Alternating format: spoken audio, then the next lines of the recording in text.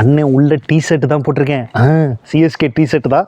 ஆனால் நிலவரம் சரியில்லாததுனால இப்போது வெளியே வெள்ளை கலரை போட்டு அப்படியே மெயின்டைன் பண்ணிகிட்டு இருக்கோம். அதாவது 9 கிரகங்களும் உச்சம் பெற்ற ஒருவனால் தான் இந்த ஐபிஎல்லில் 18.5 ஓவரிலேயே 264 ரன்ஸை அனாயசமாக சேஸ் பண்ண முடியும். வணக்கம் and welcome to khichdi.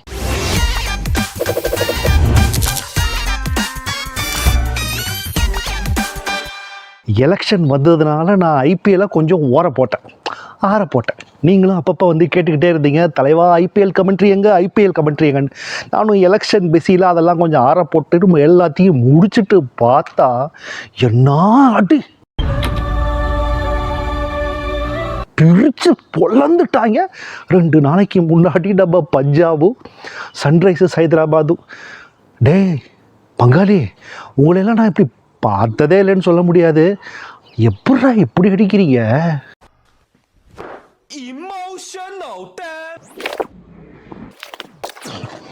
IPL 2026 இது நாள் வரைக்கும் கிரிக்கெட் கிச்சடியிலையோ கமெண்ட்ரி போடாததற்கு I am very sorry. But இந்த ஐபிஎல் 2026 இது நாள் வரைக்கும் எடுத்து பார்த்தா எல்லாமே மரணடி மங்காத்தாவாக தான் இருக்காங்க. ஒரு 3 டீம். ஒன்று பஞ்சாப் சூப்பர் கிங்ஸ், இன்னொன்று சன்ரைசர்ஸ் ஹைதராபாத், இன்னொன்று ராஜஸ்தான் ராயல்ஸ். போகிற வரவனையெல்லாம் கூப்பிட்டு நம்ம லுங்கி பாய்ஸ் ராஜ்புரியன் சொல்கிற மாதிரி குஜிலி மஸ்து பண்ணுறதே வழக்கமாக வச்சுருக்காங்க இந்த 3 டீமும். குஜிலி மஸ்தா அப்படி பண்ணணும்டா. அடாடாடா, அதுவும் 2 நாளைக்கு முன்னாடி டெல்லி கேபிட்டல்ஸ் 264, கேஎல் ராகுல் 150 எடுத்த உடனே பஞ்சாப் சூப்பர் கிங்ஸுக்கு சரியான சவால்ரா அப்படின்னு நான் நினச்சா, பாய்ஸ் இந்த 264ஐயும் நம்ம குஜிலி மஸ்து பண்ணும் அப்படின்னு பஞ்சாப் சூப்பர் கிங்ஸு பண்ணி விட்டாங்க. என்ன விளையாட்டாங்க, எனக்கு பார்த்து முடிக்கிறதுக்குள்ளே நெஞ்செடுப்பே வந்துருச்சுடா. ஒருத்தன் என்னடானா ஆரியான்றவன், ஒருத்தன் அந்த பல்ட்டி அடிக்கிறான். பிரப்சிமரன் சிங் அப்படின்றவன் சிலம்பாட்ட ஆடுறான். ஸ்ரேயா ஐயர் என்னன்னா வாடா வா அப்படின்னு சொல்லிட்டு வச்சு சொல்லிட்டு அடிக்கிறான். அப்படின்ற ரேஞ்சுக்கு தான் இந்த பஞ்சாப் சூப்பர் கிங்ஸ் இருக்கிறாங்க. ஸோ அதுக்கப்புறம் என்னாச்சு அப்படின்னு கேட்டிங்கன்னா, நம்ம ராஜஸ்தான் ராயல்ஸ், அந்த குழந்தை பையன் சப்பி சீக்ஸ், டிம்பிள் சின், இந்த ரேஞ்சில் இருக்கிற வைபவ் சூரியவன்சி ஏண்டா சின்ன பையலா நினச்சிக்க அப்படின்னு போகிற வாரவடையெல்லாம் அடிக்கிறான். போகிற வாரவடை வம்பிழ்த்து அடிக்கிறாட்ட அளவுக்கு மேட்சுக்கு 30 பாலுக்கு 37 பாலுக்கு 100 ரன் அடித்தா பாடி தாங்காது பாஸ். ஐபிஎல்லில் நம்ம சிஎஸ்கேவோட நிலைமை எப்படி இருக்குது அப்படின்னு பார்த்திங்கன்னா, கவலைக்கிடமாக தான் இருக்குது அப்படின்னு சொல்லி ஆகணும். ஏன்னா ஆரம்பத்துலேருந்து இன்ஜூரி, மேட்ச் ஆரம்பிக்கிறதுக்கு முன்னாடியே தோனிக்கு இன்ஜூரி, அதுக்கப்புறம் வந்து கொஞ்ச நாளில் பார்த்திங்கன்னா ஆயுஷ் பாத்ரேக்கு இன்ஜூரி, அதுக்கு முன்னாடி வெளிநாட்டிலேருந்து பல கோடி கொடுத்து வாங்கின நாதன் எல்லிஸ்க்கு இன்ஜூரி. இப்படி இன்ஜூரியாகவே காயம் போட்டே ஒருத்தர் வந்தாங்கன்னா எப்படா அந்த டீம் விளங்கும்? அவங்க வாழ்க்கையில் இப்போ ஏதாவது ஒரு மிராக்கிள் நடந்துடாதா அப்படின்ற ரேஞ்சில் தான் சிஎஸ்கே இருக்காங்க. ஏன்னா பேட்டிங்கு ஏதோ ஒரு மேட்ச்சுக்கு எடுபடுது, ஒரு மேட்ச்சுக்கு நொண்டி அடிக்குது. இன்னொரு மேட்ச்சு பார்த்தா பவுலிங்கு நல்லா இருக்கிற மாதிரி ஆரம்பத்தில் இல்லை, அதுக்கப்புறம் பவுலிங்கு கொஞ்சம் சுதாரித்தாங்க. ஆனால் Punjab super kings, Rajasthan Royals மாதிரி டீமுக்கிட்டெல்லாம் நம்ம பவுலிங் பண்ணால் சதைச்சி விட்டுறாங்க. குச்சனி மஸ்து பண்ணி பலாந்து பண்ணிடுறாங்க. நம்ம லுங்கி பாய்ஸ் ராஜ்புரியன் ஸ்டைலில் போகிற வரவெல்லாம் அடித்து துவம்சம் பண்ணுறாங்க. அதையும் மீறி நம்ம மும்பை இந்தியன்ஸை ஒரு மர்டர் பண்ணோம். அது வரைக்கும் நமக்கு சந்தோஷம், பர்சனலாக ஒரு சந்தோஷம் இருக்கத்தான் செய்யுது. அதே போல் கேகேஆர் இந்த மாதிரியான சில சம்பவங்கள் பண்ணியிருந்தாலும் பெரிய சம்பவம், இன்னும் பயங்கரமான சம்பவங்கள் இன்னும் சிஎஸ்கேவுக்காக ஐ எம் வெயிட்டிங் அப்படின்னு தான் சொல்லி ஆகணும். இப்போ வரைக்கும் பார்த்தா எந்த தடையுமே இல்லாமல், எந்தவித ப்ராப்ளமும் இல்லாமல் போயிட்டுருக்கிறது நம்ம தானே தலைவி பிரீத்தி சிந்தாவோட டீம் தான். என்னம்மா ஆடுறாங்க அந்த ஆர்யா, பிரப்சிமரன் சிங், கூப்பர் கானலி. ஐயோ, அந்த கூப்பர் கானலியை சொல்லாதீங்க. நம்ம சிஎஸ்கேவுக்கு எடுக்க போகிறாங்க அப்படின்னு நம்பி அந்த ஆக்ஷன் டீம்லாம் பார்த்தா விட்டுட்டாங்க. அவன் பொழக்கிறான். பஞ்சாப் சூப்பர் கிங்ஸில் போய் பொலன்னு பொழக்கிறான். ஸ்ரேயா ஐயருக்கு கம்பீர் மேலே காண்டா இல்லை பிசிசிஐ மேலே காண்டான்னு தெரியல. ஏன்டா என்னையால டீமில் எடுக்காமல் விட்டீங்க, பாடுறா என் டீமை ஒரு மேட்ச்சு கூட தோக்கடிக்க விடாமல் ஃபைனலில் போய் கப்படிச்சு காட்டுறேன்டான்னு ஒரு கங்கணம் கட்டிக்கிட்டு ஸ்ரேயா ஐயர் உள்ளே இறங்கியிருக்கா அப்படின்னு நினைக்கிறேன். வெளுக்கிறான் என் மனுஷன். 35 பாலில் 71 ரன். ஆளை பார்த்தா அப்படியே சாதாரணமாக தான் இருப்பாப்புல, ஆனால் வந்தால் அப்படியே காட்டுன்னு அன்றைக்கி ஒரு 6 ஒன்று முடிச்சா அப்படியே அந்த கிரவுண்டில் அப்படி தட்டி விட்டு அப்படி எல்லோரும் கைத்தட்டுங்க அப்படின்ட்டு மிரள விட்டாங்கல்ல அந்த அடே கப்பா. ஆனால் அந்த ராஜஸ்தான் ராயல்ஸை அப்படியே கட் பண்ணி வந்தால் வைபவ் சூரியவன்சி, குழந்தை பையன், டிம்பிள் சப்பி சீக்ஸ் மாதிரி தான் இருக்காப்புல பையன் மிரள விட்றாயா. ஆனால் ராஜஸ்தான் ராயல்ஸையும் எஸ்ஆர்ஹெச் தோக்கடிச்சு 17 ஓவரில் 226 சேஸ் பண்ணி வந்துட்டாங்க. அன்றைக்கெல்லாம் ராஜஸ்தான் ராயல்ஸில் வைபவ் சூரியவன்சி கடந்து கதறி இருப்பான். ஏன்னா சின்ன பிள்ளைல 15 வயசுல ஏடா இப்படி அடித்து இப்படி அடிக்கிறீங்களேடா. இந்த பக்கம் வந்து அபிஷேக் சர்மா, இந்த பக்கம் வந்து காட்டான் அபிஷேக் சர்மா. டிராவிஸ் ஹெட்டோட பருப்பு இந்த ஐபிஎல்ல இது வரைக்கும் பெருசாக வேகலை. அதுக்கப்புறம் இஷான் கிஷன் நேற்று ஒரு ஆட்டம் ஆனாங்க பாருங்க. அட்டிங்க அப்பா, கொலவெறி தாக்குதல் வாங்கல அதை நேற்று பார்த்தேன். அதுவும் சில பல கொலவெறி தாக்குதலாக இஷான் கிஷன் வந்து டம்முன்னு அப்படியே கேட்குது. அதுவும் அந்த எஸ்ஆர்ஹெச் வெர்சஸ் ராஜஸ்தான் ராயல்ஸ் மேட்ச்சில் பயங்கரமாக ஆடுறாங்க. அதுக்கப்புறம் பார்த்தீங்கன்னா அப்படியே டெல்லி கேபிட்டல்ஸை கட் பண்ணால் இன்னும் அவங்களுக்கு செல்ஃப் எடுக்கலை, பட் தனித்தனியாக பிரமாதமாக ஆடி இருக்காங்க. கேஎல் ராகுல் 2018, 19, 20 இந்த மாதிரி ஐபிஎல்ல பார்த்தீங்கன்னா வருஷம் 450 எடுக்கிறது அப்படின்றது ஒரு டீ சாப்பிட்ற மாதிரி. அப்படி தான் கேஎல் ராகுலோட பேட்டிங் ஃபார்ம் எப்பவுமே இருக்கும். இதோ இந்த ஐபிஎல்ல பார்த்தீங்கன்னா 150 ரன்னு, 67 பாலோ 70 பால்லையோ 150 ரன்னு, ஃபஸ்ட் டைமாக 150 runs IPL. I think second நினைக்கிறேன். இந்த சனிக்கிழமை மட்டும் இந்த ஆரஞ்சு கேப்பு பார்த்தீங்கன்னா 4 பேர்கிட்ட இருந்திருக்குது. காலையில் விராட் கோலி, அதுக்கப்புறம் சூரியவன்சி, அதுக்கப்புறம் நம்ம கேஎல் ராகுல், அதுக்கப்புறம் அபிஷேக் சர்மா. 4 பேர் ஒரே நாள்லேயே 4 தடவை ஆரஞ்சு கேப்பை மாற்றி விளையாட்டுருக்காங்க. டேய் அது ஆரஞ்சு கேப்டா, என்னடா இந்த அடி அடிக்கிறீங்க?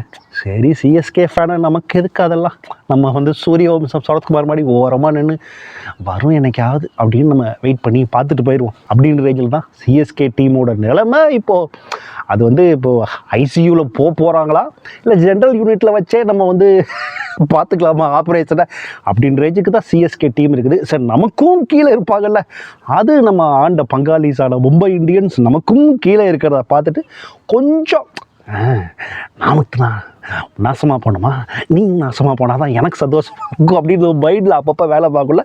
அந்த மாதிரி மும்பை இந்தியன்ஸ் இப்போ கீழே இருக்காங்க. அதை பார்த்து இருக்குது ஒரு ஓரமாக. அதுக்கப்புறம் கேகேஆர், எல்எஸ்சி ஓனர்லாம் மேட்சுக்கு மேட்ச்சு என்னவோ பண்ணுறாரு, வச்சு சாமியெல்லாம் கும்பிட்றாரு. ஆனாலும் அவருக்கு ஒர்க் அவுட் ஆக மாட்டேங்குது. எல்எஸ்சியில் பேண்ட்டு இன்னும் எல்எஸ்சியில் வண்டி போட்டு ஃபஸ்ட்டு கியரை போட்டு தாண்டினாலும் அதுக்கு மேலே நாசமாக போயிடுறாங்க. எல்எஸ்சியோட மிகப்பெரிய ஸ்கேமு நிக்கோலஸ் பூரான்டான்னு நினைக்கிறேன். போன வருஷம்லாம் அது 2 வருஷத்துக்கு முன்னாடி எஸ்ஆர்ஹெச் இருந்தப்போ காட்டுன்னு காட்டினான். நிக்கோலஸ் பூரான்லாம் என்ன அடி அப்படின்னு நான்லாம் யோசிச்சு பார்த்தா இந்த வருஷம் அடியா கூட ஆரம்பிக்கல.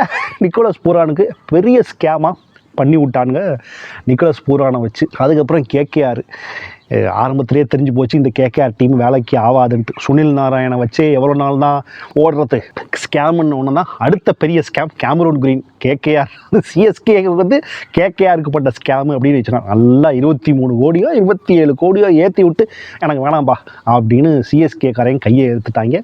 அப்போ கேகேஆர்காரன் உள்ள பூந்து ஆக்ஷன் அப்போ தூக்குனாங்க. இந்த சம்பவம் எத்தனை பேருக்கு ஞாபகம் இருக்குது? நல்ல வேலைக்கு கேமரூன் கிரீனை வந்து சிஎஸ்கேக்காரன் எடுக்கலை. எடுத்திருந்தாங்கன்னா எம்புட்டு பெரிய ஸ்கேமாக இருந்திருக்கும் இந்த ஐபிஎல்ல சிஎஸ்கேவுக்கு. ஆல்ரெடி 14 கோடி எடுத்து கார்த்திக் சர்மா, பிரசாந்த் வீர்னு 2 ஸ்கேமா இல்லையான்னு தெரியல, பட் ஸ்டில் ஒரு நம்பிக்கையோடு இருக்கிறாங்க யங் பிளேயர்ஸ் அப்படின்றதுனால. அப்பப்பப்பா அதுக்கப்புறம் இருக்கிற டீம் யாருன்னு பார்த்தீங்கன்னா நம்ம குஜராத் டைட்டன்ஸ். அவங்களும் சிஎஸ்கேவும் அநேகமாக ஒரே மாதிரியான ஒரு ஃப்ளோவில் தான் போயிட்டு இருக்கிறாங்க. ஒரு மேட்ச் ஜெயிச்சு, ஒரு மேட்ச் தோற்று, ஒரு மேட்ச் ஜெயிச்சு. முதல் 2 சாய் சுதர்சன் அண்டு சுப்மன் கில் அடிக்கல அப்படின்னா அந்த டீம் அந்த 2 கார்டு எடுத்துட்டா அப்படியே கட்டடம். அது பேர் என்னமோ ஒரு கேம் இருக்கும், அது மாதிரி பலன்னு விழுந்துடுறாங்க நம்ம குஜராத் டைட்டன்ஸ். ஆனால் இந்த ஆர்சிபிக்கெலாம் அப்படி சொல்ல முடியாது, உச்சத்தில் இருக்காங்க. ஆர்சிபி, பஞ்சாப் சூப்பர் கிங்ஸ், நம்ம சன்ரைசர்ஸ், ராஜஸ்தான் ராயல்ஸ், இவங்க 4 பேருக்கும் குரு 9 இருக்கிறாரு. சுக்ர அவங்க வீட்டு வாசல்லையே ஸ்கூட்ரு போட்டு இருக்கிறாரு. அவங்க தொட்டதெல்லாம் பொண்ணாகுது. அவங்களுக்கு வந்து எல்லா பக்கமும் எல்லா கிரகங்களும் அவங்களுக்கு சிறப்பாக வேலை செய்கிறாங்க அப்படின்றது மட்டும் எனக்கு புரிஞ்சு போச்சு இந்த ஐபிஎல்ல. சிஎஸ்கே நிலைமை இப்படி இருக்குது. எல்எஸ்சி, கேகேஆர், மும்பை இந்தியன்ஸ் போ அந்த பக்கம் போ அப்படின்னு தள்ளி வச்சுட்டாங்க. அவங்களுக்கு அது கிரகங்கள் வேலை செய்யலை. குஜராத் டைட்டன்ஸ், டெல்லி கேபிட்டல்ஸ், அதுக்கப்புறம் சிஎஸ்கே, இவங்களுக்கு 3 பேர் வந்து கிரகம் இப்படியும் பார்க்குது. எப்போ யாருக்கு ஆப்படிக்க போகிறாங்கன்னு தெரியல.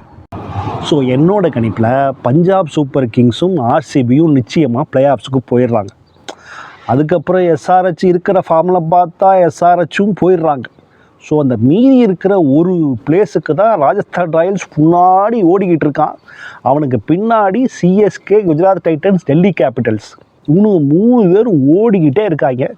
இதில் யார் வருவாங்க? இல்லை ராஜஸ்தான் ராயல்ஸே ஓடி போய் நீங்கள்லாம் அடுத்த வருஷம் அப்படின்னு இவனுங்களே போயிடுவாங்களா அப்படின்னு எனக்கு தெரியல. நீங்கள் என்ன நினைக்கிறீங்க அப்படின்றத மறக்காமல் கமெண்ட்டில் போட்டு விடுங்க. இல்லை நான் சொன்ன இந்த 4 டீம் தான் வரும் அப்படின்னு கன்ஃபார்மாக இருந்தீங்கன்னா என்னையும் ஒரு ப்ரெடிக்ஷன் அனலிஸ்டாக ஏற்றுக்கொள்ளவும். அப்புறம் மறக்காமல் வாழ்க்கை இன்னும் சுபிட்சமாக இருக்கணும் அப்படின்னா நீங்கள் அந்த ஆஸ்ட்ரோடாக்கை ட்ரை பண்ணி பாருங்கள். லிங்க்கு டிஸ்கிரிப்ஷனில் இருக்குது. ஸோ ரொம்ப நாள் கழித்து ஐபிஎல்லை பற்றி பேசுகிறவுடனே ஒரு முகத்தில் ஒரு சந்தோஷம் வர ஆரம்பிச்சிருச்சு. அண்டு யார் ஆரஞ்சு கேப் வாங்குவாங்க, யார் பர்பிள் கேப் வாங்குவாங்கலாம் எனக்கு என்னால் ப்ரெடிக்ட் பண்ணவே முடியல. டெய்லி 4 பேர் வாங்குறாங்க. அடுத்த வருஷத்துலேருந்து 2 ஆரஞ்சு கேப்பு 2 பர்பிள் கேப் வச்சிடணும் போல், இல்லை 4 ஆரஞ்சு கேப் வச்சிடணும் போல். இந்த அபிஷேக் சர்மா, பிரியான்ஸ் ஆர்யா, பிரப்சிம்ரன் சிங், வைபவ் சூரியவன்சி டெய்லி அவங்கெல்லாம் என்னத்தை சாப்பிட்டு வந்து அடிக்கிறாங்கன்னு முன்னாடிலாம் அந்த ஆஸ்திரேலியாக்காரங்க அடித்தா சொல்லுவோம். அந்த மாதிரி இப்போ அடிக்கிறாங்கன்றது மட்டும்தான். புலம்ப விட்டுட்டாங்களே சிஎஸ்கே ஃபேன்ஸை. எப்படி இருந்த team, Suresh Raina, Matthew Hayden, அடடடடே என்ன அடி அந்த காலத்தில். அந்த காலத்துலலாம் சிஎஸ்கே டீம் வந்தால், அந்த காலத்துலலாம் சிஎஸ்கே டீம் அந்த டக் பொலிங்கர் இறங்கி அப்படியே உடுவாம்பாரு ஒரு பவுல் அப்படியே ஸ்டெப்பு தெறிக்கி விடுற அளவுக்கு சிஎஸ்கே ஃபேன்ஸை இப்படி அந்த காலத்துல பழைய பெருமை பேசுகிற அளவுக்கு கொண்டு வந்து நிப்பாட்டிக்கடா. அதுதான்டா நீங்கள் பண்ணது, ஆக்ஷனில் பண்ண சிறப்பான சம்பவம். ஐபிஎல் ப்ரெடிக்ஷனை போட்டாச்சு. இன்னும் 2 நாளில் நியூஸ்காரங்க எல்லாம் வந்து எலெக்ஷன் ப்ரெடிக்ஷனோடு வந்துடுவாங்க. அதுக்கும் நம்ம தயாராக இருப்போம். உடம்பை இரும்பாக்கிக்கொள்றா, உடம்பை இரும்பாக்கிக்கொள். நன்றி, வணக்கம்.